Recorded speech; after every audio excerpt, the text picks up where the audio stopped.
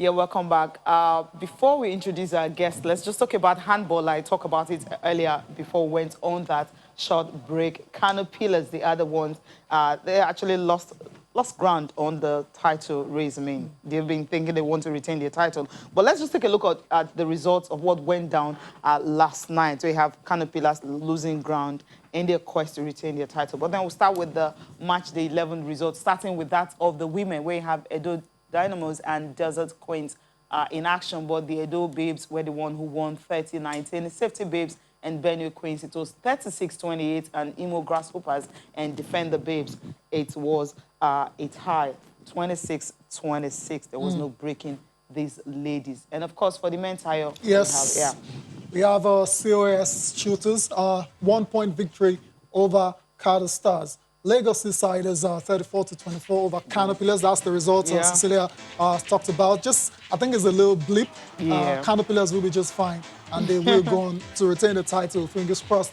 Rima Strikers defeated Borno Spiders, 32-27. So match day 11 results coming from the Handball Premier League, which is going on right now at MKO Abiola National Stadium in Abuja. Okay, and of course, then we have the guest in the studio right now, special guest right here. Special guest analyst. Yes, special guest analyst, right? Big Brother Nigeria, yes. Good morning, it's good to have you join us. Good morning, thank you. It's great to have you on the show. Thank you very much. Wow. How was it easy for you to make it down here? Yeah. How easy was it? For me, having to move here now to Lagos is for me to understand that everything now you need to check the map, to be able to understand what time you need to leave. So you just have to leave as early as possible because you need to prepare for unforeseen circumstances as well. And for me, it was quite easy waking up early and getting down here. It's my pleasure to be here as well. Yeah, it's great to have you, and you've done very well because you came long before the show even started. Pretty early, Thank you. So that's why I needed well to ask done, well done, man. Okay, let's get started. Super Eagles. Okay, before, interest in sport, because, everyone looking at it like, okay, this is a celebrity. Once you get into the Big Brother Nigeria and all that, you're not different from the rest of everyone. You're not part of everybody anymore. You know what I mean, right? You're coming out different. Celebrity. Yeah, that's what I mean. Okay, what's the interest in sports? No, the interest in sports for me started as a kid. You know, my dad and I every weekend would just stay at home, would watch Formula One, basketball, would watch basketball mostly during the week, lots of football games as well. Football for me is my #1 love. And other sports, I just try to understand how well I could analyze them and just enjoy them. I learned American football, how it works, by just watching a sports show. And with basketball, you try and analyze different teams. The game now is a 3-point shooting game. Everyone wants to shoot the ball from range. You need to understand screens, how the teams play with screens. The defenses, do they switch everything on defense as well? Formula One, you're looking at strategies for every event. Is it going to be wet tires, soft tires, medium compound tires? What strategy would they do? Have a 2-stop strategy, 3-stop strategy? How they want to get to the end as well. And lawn tennis, I always watch mostly the Grand Slams, to be honest. I don't watch all the ATP or WTA tours, but mostly the Grand Slams. And boxing, you want to understand, styles makes fight in boxing. It's a long-rangey boxer that wants to stay behind the jab. Is it going to be an offensive boxer that wants to keep coming forward as well? So things like this, for me, are what I really enjoyed, sitting back and analyzing sports. And for me, football is the best. It's the king of it all. It's the king of it all.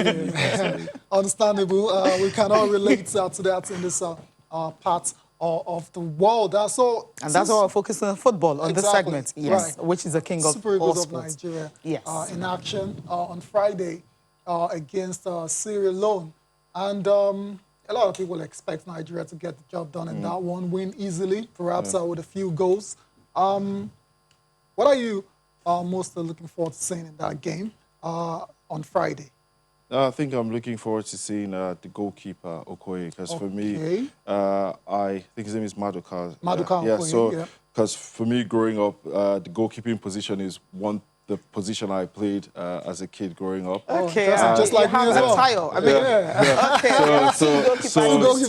So for me, that fact alone and seeing his performance in the last game. Now, I think Daniel is back as well now. But the thing is, he's yet to join the team. Yeah, exactly. But the thing is, you want to give him another opportunity to have okay, if he doesn't perform well in the next game, then maybe you could take him out of the team. But one thing that's important for goalkeepers is continuity. You want them to gain more confidence in that position, and for him, it to be like his third game starting as well.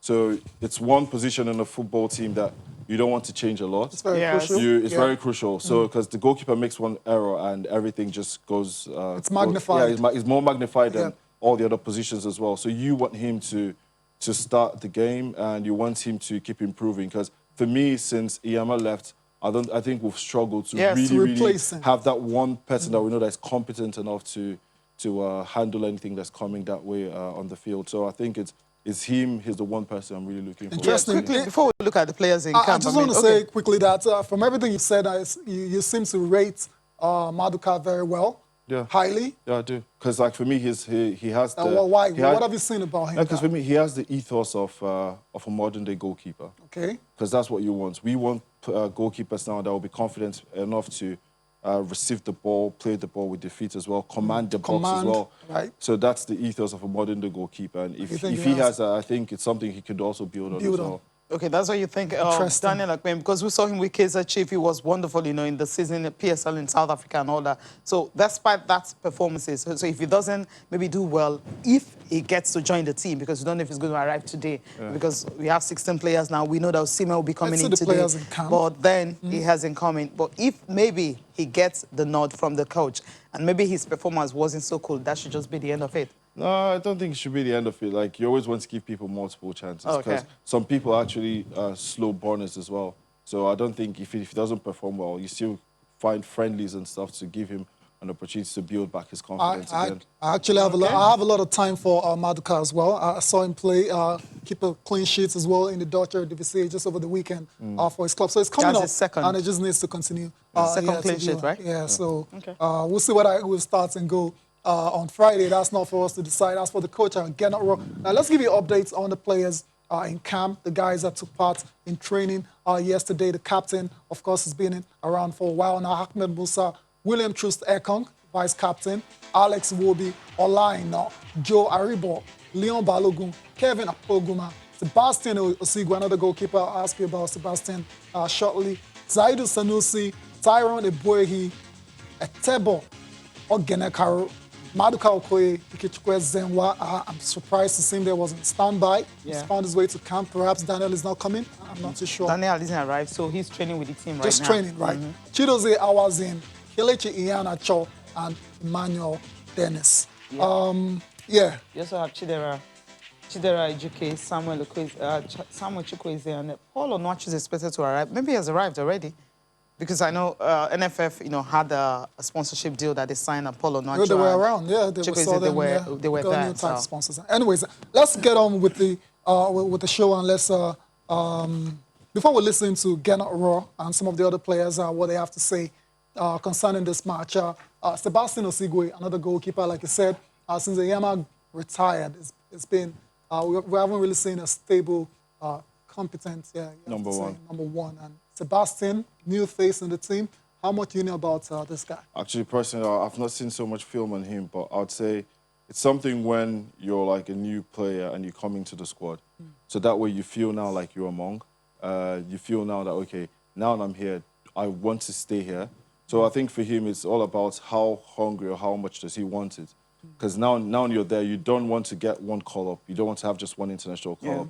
And there's a likelihood that he wouldn't get to play as well. Yes, so for him, it's paramount that he takes this opportunity seriously a whole lot because he wants to. Everyone, your dream is to eventually play for a national team. Absolutely. Yeah. So if you find yourself there, you don't want to just be like a one-time thing. Don't blow the chance. Yeah, don't blow the chance as well. Yeah. So I don't know if you get an opportunity because we have like two very important games. If we win those two games, then there's a likelihood that we're into 2021 for the African Cup of Nations. So there's a likelihood he wouldn't play, but you never know. Football, anything can happen. So you just want him to be ready and prepared as well. And he's got a chance to impress in training as well today, tomorrow, and perhaps. Anyways, but if you know Gennaro Rohr so well from he's his not going to play. He's not going to play. We know that. We know. So Maduka Okoye is going to be in. It's got to be Maduka or Daniel. Boy, he's got a chance to impress in training for future call-ups. That's what I'm trying to say.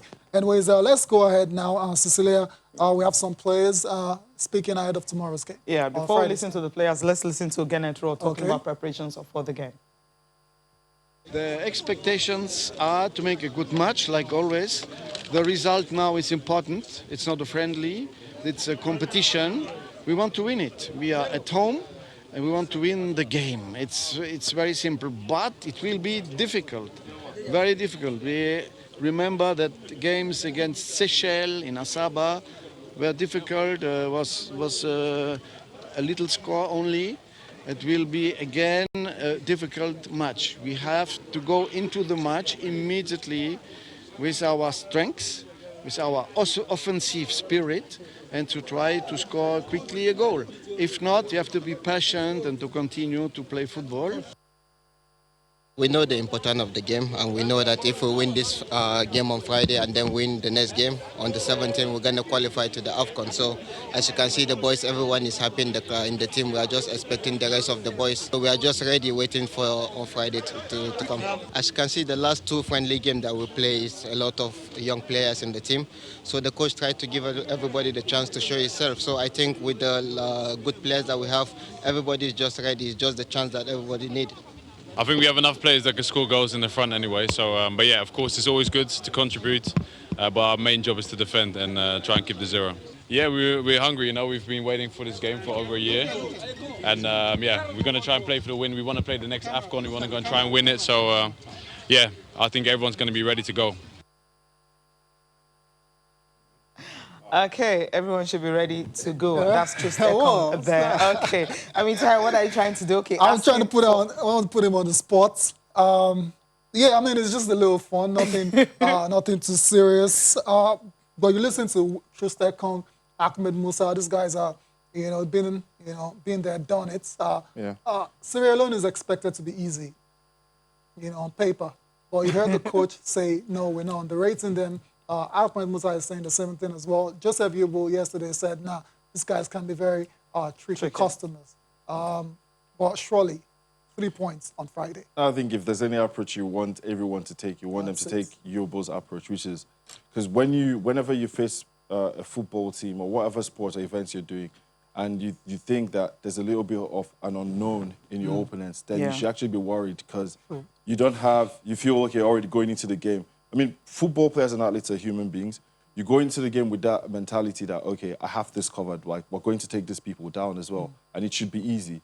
But then when the game starts and it's not as easy as you expected it to be, then you're already on the back foot. So I think the best approach is going to be to take them just take them as seriously as you would any very top opponent. And I think that's the best mindset to have going into any single football game as well. Fantastic. Okay, would you want to stick your neck out for the first 11 from the players we have in camp? Hopefully, Simi arrives today. I mean, the coach already confirmed that he's going to be arriving today in the afternoon and all that when he arrives.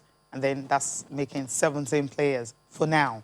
Yeah, so, I thought they were meant to be like 24 as well. Yeah, it was supposed to be 24, but players are still coming in because he explained that, it's hard for them. Traveling down has been a problem. Some flights don't come directly to Nigeria. Some of them have to go to Ethiopia for finding their way back. And some of them arrived in Abuja. From Abuja to Benin, you don't get flights are usually filled up, and sometimes you don't get direct flights, so you have to come to Lagos. Then from Lagos, you go to Benin. So it's a whole lot of logistics problems that hurdles that some of them are facing right now. Is we have the key players. We have 11. We have enough to do 11 on Friday. So whatever the case from the 11 you have, and there's about 6 substitutes already from the ones in camp. So I think we'll be fine. Regardless. Hopefully. Yeah. Hopefully. All right. Cecilia, should we move on from the AFCON? I mean, it's like, which players do you think will start? We haven't said that. Or you're waiting for the players to be in camp? I don't know. For me, if you'd ask me, like, who would I be looking at to see? Who would you, I wouldn't say any 11 specifically, but I feel I definitely want to see, I want to see Okoye. In defense, I want to see Ekong. I want to see Musa as well. And I want to see Victor starting up front. These are like the 4 key players. Because whenever you're building a team, you always want to look at the spine of your team. Yeah. Okay. The spine of your team most times will give you how strong your team is going to be. Now, in goalkeeper, if we have a strong goalkeeper, like we're talking about how we get a competent number 1, you have a competent defender. You have, I think Ekong for me is decent enough. Yeah. And He's a ball-scoring defender. And you have Ndidi as well in midfield. And if we could get like a competent Victor, if he could become that player, then you have the spine of the team there. And once you're able to have a solid spine of any type of football team, then you give yourself a really strong chance to win games as well. Successful. Yeah, you're right. No, indeed, this time, though, unfortunately, injuries. We're going to have to make do with perhaps, I don't know, who's there again? Shemi Ajayi. Shemi Ajayi is there. Who's the defensive midfielder in our team again? Etebo is also there. So I would say what the coach will come up with on Friday. We just have one more day to do a comprehensive preview before the game on Friday, right? Exactly. Okay. Before we leave this quickly, let's just talk about, I mean, this is generating quite the interest, the reaction, social media. The deputy governor took part in live training with Super Eagles yesterday. And the people out there that don't like it, they feel, what is this about? And what's your take on that one? Do you think, what do you make of this? No, I think this is light stuff, though. I know, but my take on it is this way. I would say, even with like the football clubs we have in Nigeria, the fact that the government own the stadiums and everything, for you to be a successful football club, you need to own your tangible fixed assets. That way also reflects on the books financially for you as well. But if you have the government paying for most of all these facilities, then you have things like this happening. So at this point, you're looking at it like, this is a national team training. If it was just like the training was done and it was all fun and games, then you could have him join in. But for me, do I think it's professional? No. It's not professional, Yeah, I don't think it is. And I think at this point, you need to let the professionals do their thing and get prepared for the game. Now, if after the games you want them to give you like a couple... it looks the part, though. I know. I mean, it looks the part. You could barely tell. I mean, look at him with his ball juggling skills and all of that. But you're right. This is serious stuff.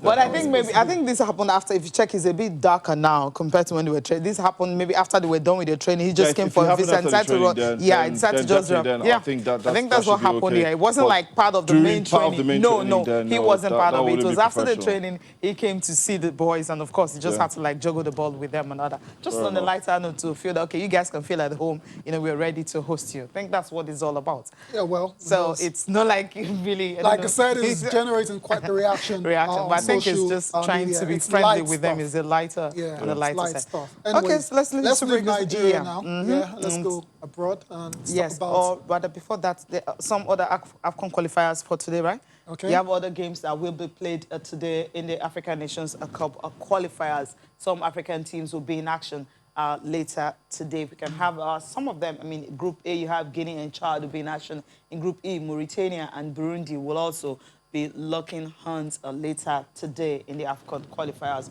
Also, go to Group F, where you have Cape Verde and Rwanda. Group G, you have Kenya and Comoros. They will also be in action, slugging it out with each other.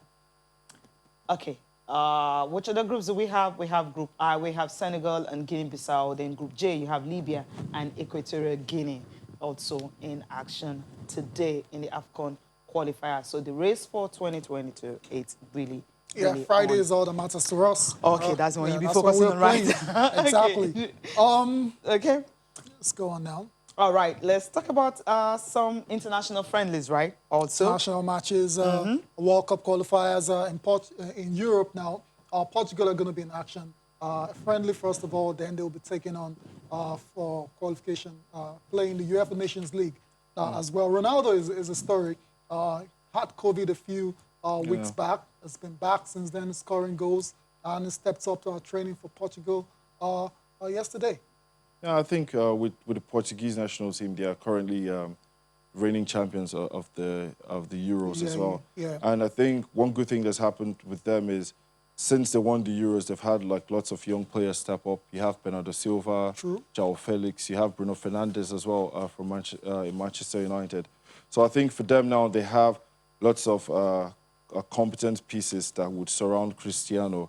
So yes, he's still the main man in the team. But now for the forward line, you have Diogo Jota, who's been doing well since he went to Liverpool as well.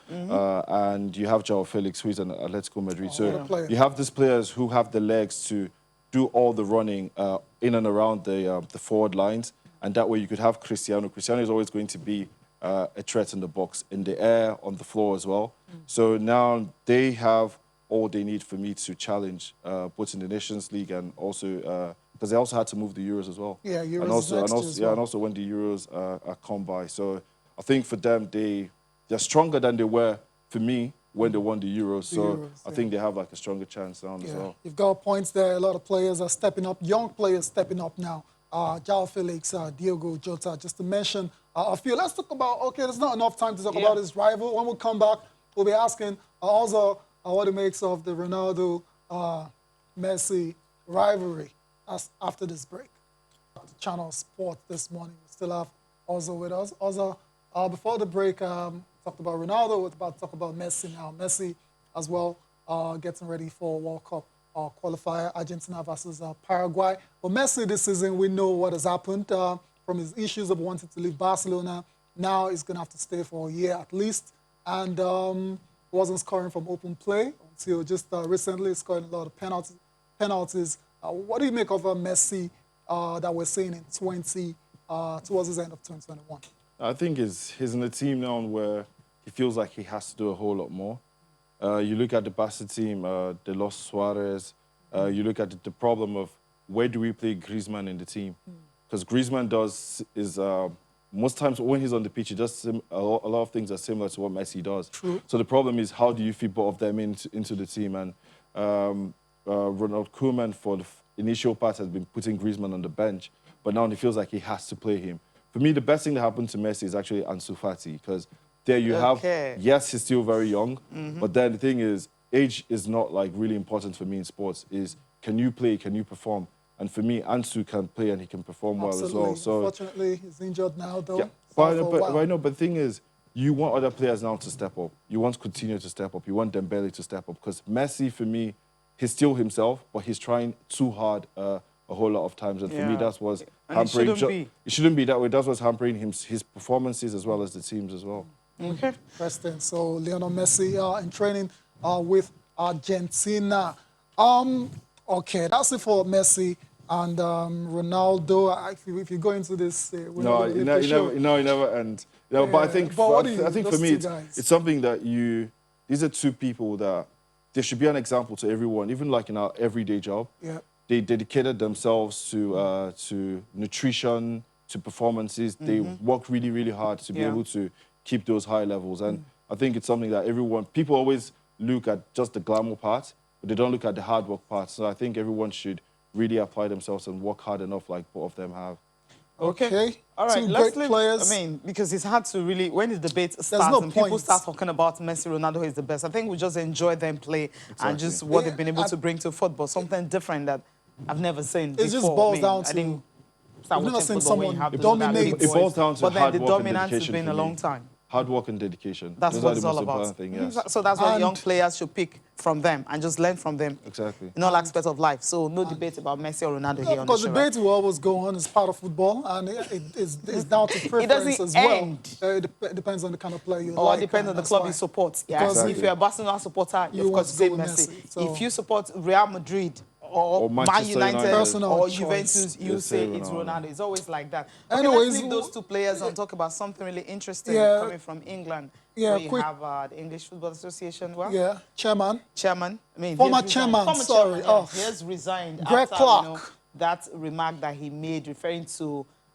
black players, black and minority players, players as colored people. Colored people. Yeah. He says in the US is acceptable. I mean, they refer to as people colored. who are not black as colored, other minority groups and all that. But in England, a bit conservative is not something they're used to. But this is his apology. But after he made this apology, he actually resigned. One, if I said it, I deeply apologise for it. Secondly, I am a product of having worked overseas. I worked in the USA for many years, where I was required to use the term people of colour. And sometimes, because that was the product of their diversity legislation and positive discrimination format, sometimes I trip over my words. Yeah, sometimes he tripped over it, but then it is not accepted. He was actually speaking in front of Digital Culture, Media and Sports Committee. So when they were discussing all these issues, he used that word. And lost his job. With it. And he resigned. I mean, there was a media stunt to it. A stunt was on it and all that. He should have known better. But he just said, look, because of where I've worked before, in some countries acceptable, but in UK it is not. But he should know better because he is the chairman. I think it's something that you see in society as well, where I always use this example. If a white person wins something, they would say, oh, like, he's the greatest person. The word person comes first. But if it's a black person, you use is the greatest black person or colored person. And it shouldn't be that way. Like the prefix. Exactly, because there shouldn't be anything. We're all the same. For me, we always say, if it came from a place of race, racism has no place in sports or in the society in general. Absolutely not. And I never like that whole thing where if I achieve something today or if someone achieves something tomorrow, you shouldn't refer to them as by the color of their skin. They should be referred to as an individual. So people should get congratulations for things that they have achieved and not by putting the color of the skin. Because most times when they do it, it's almost I see it as trying to reduce the accomplishment that these people have achieved as well. So in this case, I felt he was wrong. You should never have to. His job. Well, I think, yeah, because you want to set an example. Yeah. Yes. Because we want, when our kids come up, we want our kids to be able to be identified for the achievements that they've had. We don't want them to be identified by just the color of their skin or to be looked at differently. So I think when you put out harsh punishments like this, people would also learn to reframe and to be able to sensitize the society on how to approach issues like this. I mean, this issue you just raised is really big and huge because if you check the media, the Western media, for instance, actually propagates this, what you're talking about right now. I'm not referring to UK. In the US, for instance, I mean, you always have the first black Asian American woman, I mean, who we heard, I mean, Kamala Harris. It's good to situate it. There's nothing wrong with that. Usually, no, I'm referring to the point he just made. I mean, we're just one race, one human race. Exactly. So the prefix shouldn't be there. You're black or white. First of all, you're a human being, so you should be identified as such and not saying, oh, you're black. I don't think there's the anything. Gender, yes, you can bring in the gender, but then I don't think there's anything wrong with black, white, or that's why someone just resigned. He was trying to situate something, that's not the reason. And now he has resigned. I'm telling you, that's the reason. I mean, trying to identify these guys as being, colored. Yeah, it's a colored word that's gotten in trouble, and but that's why colored is used in the US. It's allowed. Yeah, but it's not cool. That's but the there's problem. nothing wrong in situating that. It's this cool is in the US. It's actually cool in the US. Yeah, but for him, it's not cool, Cecilia. So there's nothing wrong in saying this is the first black person to achieve this. It's just situating things properly. So why can't we just remove that and just accept that we are? I think I'm in tune with this. Champion was remove Kamaru's the man. Just say there's UFC nothing wrong with that. champion is cool. Or you can now say, okay, first Nigerian, then remove the black or anything. Because if it's a white person, the first thing that you say is the first person or the second person. So if the person, you shouldn't say is the first Asian person or the first black person. Because then that way you're almost referring to like one race is stronger or more dominant than the other. Yeah, because that's if you having white, that's why because I feel like we're all the same. Like you shouldn't you shouldn't be able to say, okay, this one is different from the other one. No. All right then. So that's it. Let's leave it for now. Let's talk about I've got a tweet from Ilori Oladapo Mayowa. It's pretty much agreeing with some of your picks for Nigeria against Sierra Leone. It says, I prefer Okoye in goal to any goalkeepers, even to Daniel Akpe. Okoye is good at crosses. Is that true? You think he's commanding enough with the crosses? Yeah, definitely. Okay. I think so. Deals with high balls very well. Okay. All right. So that's it. Medical Okoye in goal. Yeah, Okoye in goal. We'll go with that one. And HJ actually talked about, please, can you give an update on the CAF presidential election and why, again, Amadio Pinnick has decided not to run? And will VAR be used in Benin City for the Nigerian vs Sierra Leone match? CAF will decide that. And for Majo, he's not running, he's supporting, the South African... Patrice. That's the person he is supporting, so he's not running for CAF presidency. Uzo, before I let you go, I mean, the club you support, we just want to know. I'm an Arsenal fan. Oh, so don't worry, I've been through all the heartbreak and everything, but now for me, Nigerian also. No, yeah, I know, but listen, Arsenal for me growing up, they made me fall in love with football because of the brand of football that they played for me growing up. So I'll stay loyal to them for sure. Is the brand? Are they losing the brand right now? Because no, for me, no. Loyalty is key. Now there's no creativity in midfield, but I think give Arteta maybe 1 or 2 more transfer windows and hopefully everything will be fine. Yeah, I can see you calling back. Thank you so much for joining us. Having me. Appreciate your time. Thank you, my pleasure. Thank you. Hopefully we get to have you soon again. Thank you. Yeah. That'll be nice. All right. Thank you so much for watching. I'm Cecilia Mogbe. Bye for now. I am Tayo Salam. Enjoy the rest of your day.